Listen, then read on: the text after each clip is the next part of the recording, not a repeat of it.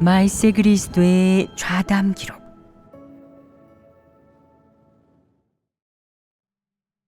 폐괴 성품을 해결하는 방법에 관한 말씀. 발췌문. 어떤 측면의 본분을 이행하고 어떤 측면의 업무를 배우든 배울수록 더 잘해야 한다. 더 잘하려고 노력하면 점점 더 훌륭하게 본분을 이행할 수 있을 것이다.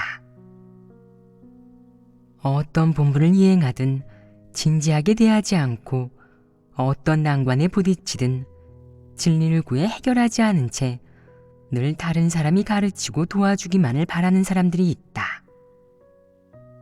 이들은 심지어 다른 사람이 한술 한술 떠먹여주고 도와주기를 바란다. 자신은 마음을 다하지 않으면서 늘 남을 의지하고 다른 이의 도움에서 벗어나지 못한다. 이런 자는 패물 아니겠느냐. 어떤 본분을 이행하든 마음을 다해 배워야 한다. 업무 지식이 부족하면 업무 지식을 배우고 진리를 깨닫지 못했다면 진리를 구해야 한다. 진리를 깨닫고 업무 지식을 알게 되면 본분 이행에서 그것을 발휘해 성과를 낼 수 있다. 이런 사람이 바로 진정한 재능과 실질적인 학식을 갖춘 사람이다. 본분을 이행하면서 업무 지식을 전혀 배우지 않고 진리를 추구하지도 않으며 힘쓰는 것조차 합격점을 받지 못한다면 어떻게 본분 이행을 운운할 수 있겠느냐. 본분을 제대로 이행하려면 유용한 지식을 많이 배우고 진리를 많이 갖춰야 하며 끊임없이 공부하고 구하면서 장점은 취하고 부족한 점은 보완해야 한다. 다른 사람이 어떤 장점을 갖고 있든 혹은 어떤 측면에서 자신보다 뛰어나든 본받아야 한다. 자신보다 진리를 더 잘 깨달은 자가 있다면 더더욱 배워야 할 것이다.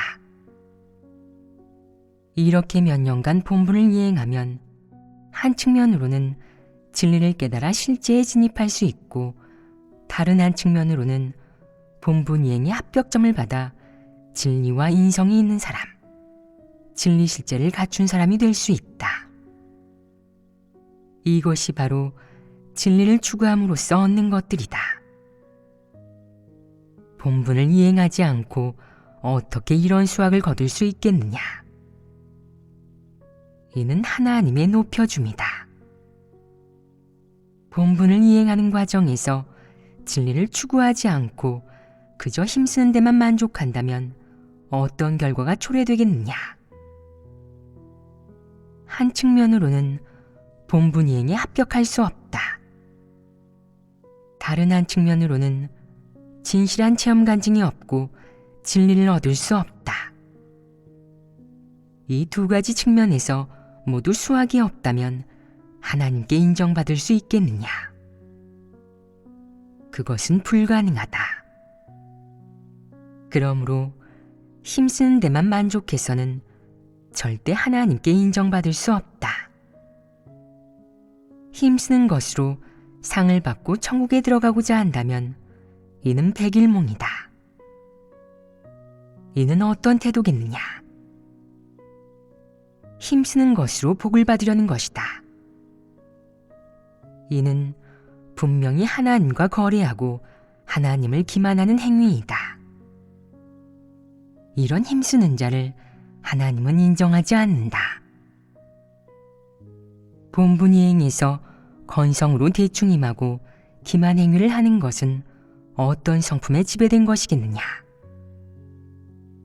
교만하고 강팍하며 진리를 사랑하지 않는 성품에 지배된 것 아니겠느냐. 너희에게도 이런 모습이 있느냐? 있습니다. 항상 그러느냐, 가끔 그러느냐, 아니면 어떤 일에서만 그러느냐? 항상 그러합니다. 너희가 이 측면의 내적 상태를 인정하는 태도가 매우 진지하고 정직한 마음이 있기는 하나 그저 인정하는 것만으로는 안 된다. 변화될 수 없다. 그러면 어떻게 해야 변화될 수 있겠느냐? 본분을 이행할 때 건성으로 대충하려 하거나 교만한 성품을 드러내거나 오만한 태도가 생길 때 빨리 하나님 앞에 나와서 기도하며 자신을 반성하면서 자신이 어떤 측면의 패괴의 성품을 드러낸 것인지 인식해야 한다. 또 자신에게 이 측면의 성품이 어떻게 생겨났는지, 어떻게 하면 바뀔 수 있는지 알아야 한다. 그것을 아는 것은 변화하기 위함이다. 그러면 어떻게 해야 변화할 수 있겠느냐? 반드시 하나님 말씀의 폭로와 심판을 통해 자신이 지닌 패괴의 성품의 본질이 추하고 흉악한 것임을, 사탄 마귀와 같은 것임을 알아야 한다. 그래야만 자신을 증오하고 사탄을 증오할 수 있으며 자신을 저버리고 사탄을 저버릴 수 있다. 이렇게 하면 진리를 실행해낼 수 있다. 굳게 다짐하고 진리를 실행하려 할 때는 하나님의 감찰과 징계를 받아들여야 하고, 그런 다음 적극적으로 협력하려는 성분을 갖춰야 한다. 사람은 마땅히 어떻게 협력해야 하겠느냐? 본분을 이행할 때 마음속에 어지간하면 되겠지 라는 생각이 있다면 바로 잡아야 한다. 그렇게 생각해서는 안 된다. 교만한 성품이 나올 때는 하나님께 기도하며 자신의 패괴의 성품을 인정하고 얼른 반성하는 한편 하나님 말씀을 찾아보고 하나님의 심판과 채찍질을 받아줘야 한다. 이렇게 하면 회개하는 마음이 생기고 내적 상태가 달라진다. 이렇게 하는 목적은 무엇이겠느냐? 내가 진정으로 돌이켜 너의 충성심을 다할 수 있게 하고 너에 대한 하나님의 책망과 징계에 온전히 순종하고 받아들일 수 있게 하기 위함이다. 그러면 너의 내적 상태는 돌이킬 수 있다. 내가 또 건성으로 대충하려고 하거나 내 본분을 오만한 태도로 대하려고 할 때 하나님의 징계와 책망으로 인해 너는 제때에 돌이킬 수 있을 것이다. 그러면 과오를 한번 만회할 수 있지 않겠느냐? 이것은 너의 생명 성장에 좋은 일이냐 나쁜 일이냐? 이것은 좋은 일이다. 진리를 실행하고 하나님을 만족케 하면 마음이 편안하고 즐거울 것이며 아쉬움도 없을 것이다. 이것이 바로 진정한 평안과 기쁨이다. 패괴의 성품을 가진 사람이 하나님을 거역하고 대적하기 쉽지만 그렇다고 해서 구원받을 희망이 없다는 뜻은 아니다. 하나님이 와서 사람을 구원하는 사역을 하고 많은 진리를 선포했는데 사람이 진리를 받아들일 수 있는지에 달려 있다. 진리를 받아들인다면 구원에 이를 수 있지만 진리를 받아들이지 않고 하나님을 부정하고 배신한다면 완전히 끝장날 것이며 재난이 닥쳐 멸망되기만 기다릴 수밖에 없다. 사람은 누구도 회피할 수 없으며 반드시 이 사실을 마주해야 한다. 어떤 사람들은 저는 늘 패괴의 성품을 드러내는데 바뀌지 않습니다. 어떡하죠? 저는 그냥 이런 사람인 것 아닐까요? 하나님이 저를 싫어하고 증오하시지는 않을까요? 라고 말하는데 이것이 옳은 태도겠느냐? 옳은 생각이겠느냐?